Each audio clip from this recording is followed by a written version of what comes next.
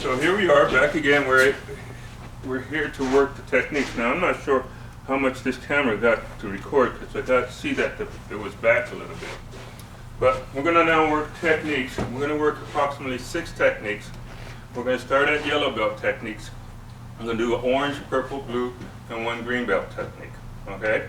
But the first technique that we're going to do is called sword and hammer. I like this technique because over in BKF we used to do this one as well as the regular one. But this technique we used to do for a punch as opposed to doing it for a grab. Now if we do it for a punch, okay, I'm going to let you figure that out, how we got that punch going. All right? Okay. Sword and hammer, gentlemen. Let's go ahead and take this side and face. I'll face this. You guys face the front. Going to your angles. I'm going to face this side so that they have a right side of them. Okay? All right. This is for a right side or right flank grab at this particular point. And we're going to try to practice as much social distancing as we can. So the first movement, we're going to actually create a check. Look over your right shoulder. Turn into your opponent, deliver an outward hand sword. Okay? Let your left hand remain checking at that particular point. Push forward into a forward blow, deliver a spear hand, okay, or palm heel. For kids, go ahead and use the palm heel. Adults, okay, if you use the spear, I would rather you push that hit back.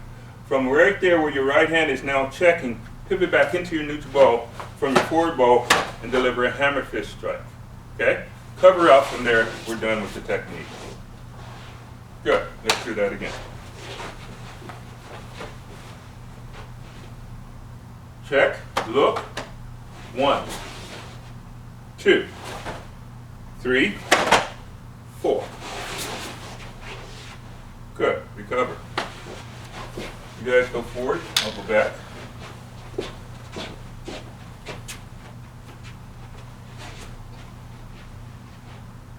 One, 2, 3, 4.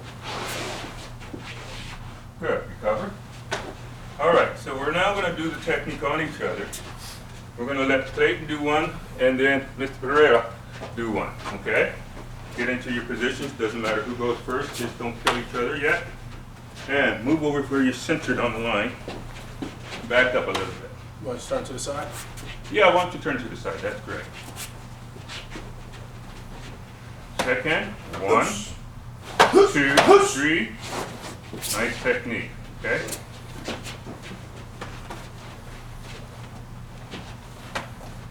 Yeah, right there. 1, 2, 3. Simple technique, very easy to do. We don't have to really worry about a whole lot of various different principles, but there are principles in it. Okay? What you guys should actually be doing is thinking about the principles that we're moving into it. First principle that you want to make sure you pay attention to is that check hand. Okay? So if you're checking with that hand at the same time, the next movement is that heel pump and then the half fist. We're done with the technique as we move back out. Okay? But make sure you turn and look at your opponent. Don't do what I just did. Okay? Keeping my head that way and feeling for your opponent. Not cool. Bless you. Sensei. Okay? All right. Okay. Let's go into the second technique.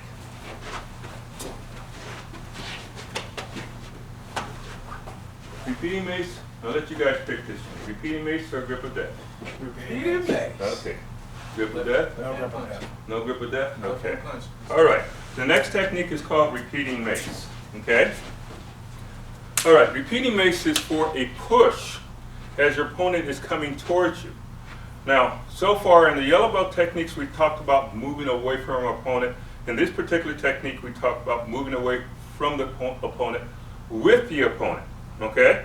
That means this. 9 times out of 10, where he does a push, and I move backwards, where I'm dropped, again, I'm going to use this hand to guide, and there's my extended outward block, and then I'm going to rake. Okay? And as I rake, I'm going to hold on to that arm, keeping it stretched, thereby allowing me to go back into the strike, and now I can move back from my opponent. Okay? All right, so let's do it, gentlemen. Here we go. First movement, okay? Dropping back with the left foot, execute a left extended out block, turn it over to a waiter's check, let that hand come down your opponent's arm, and pivot. Execute a right baking dragon's fist. Let your left hand remain to your backside as you pivot back. Deliver a back knuckle strike. We're done with the technique. Okay? We can now do more things such as roundhouse, crossover, things of that nature, but your basic technique is done at that point. Let's look at the basic technique again. By the numbers. First movement, drop back, 1, 2, 3. Okay? We're done with the technique. Move out of the way. Just a simple cover is all we need at this point. Okay? Assess your opponent, then if you need to follow up from there. Okay? Gentlemen, if you'll do it again on each other.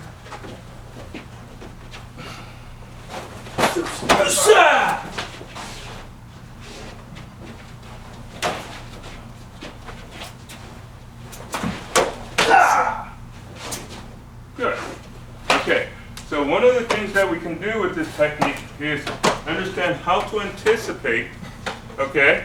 If you don't anticipate, 9 times out of 10, what happens is where Ruben pushes and I catch, I'm already back and I'm using his push to break through at that particular moment. Okay? And so the whole idea as we're starting to work is to catch that arm as we're falling back. And now we're stretching them out to go right back up into that back knuckle. 2 principles that you need to pay attention to. The rotation away, okay, as you move with it. And the second one, do I rotate back in or do I pivot back in and pull them down and then rotate? That's going to be your choice. The one that I want you to practice with right now is with it.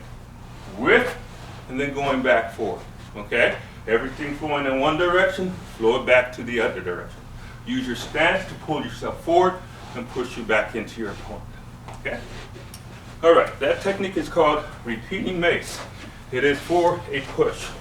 Whether you use the left hand or the right hand, you're gonna go to the outside of the arm. Next technique. We're gonna work into swinging pendulum.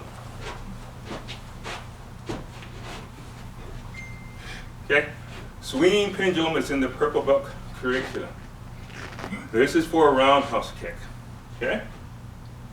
All right, now, on our books, we have 2 different names. We're using the old names, the old American Kenpo names, and it's important that you understand where our Kenpo art comes from. Okay, our art comes from a guy by the name of Grandmaster Ed Parker. Okay? And I've got some pictures of him hanging around in the school all over the place. I think we have about 3 or 4 of those. But the idea is this, that as you're starting to look at your techniques, you pay attention to how he really wanted us to understand what we're trying to do with the techniques, okay? The techniques, as we're moving forward, give you an idea of what to do, but they also create that curiosity thing, okay? That said, with that curiosity thing, it also gives us an idea of what we're trying to do. Boom, sessioned out. Time to cut.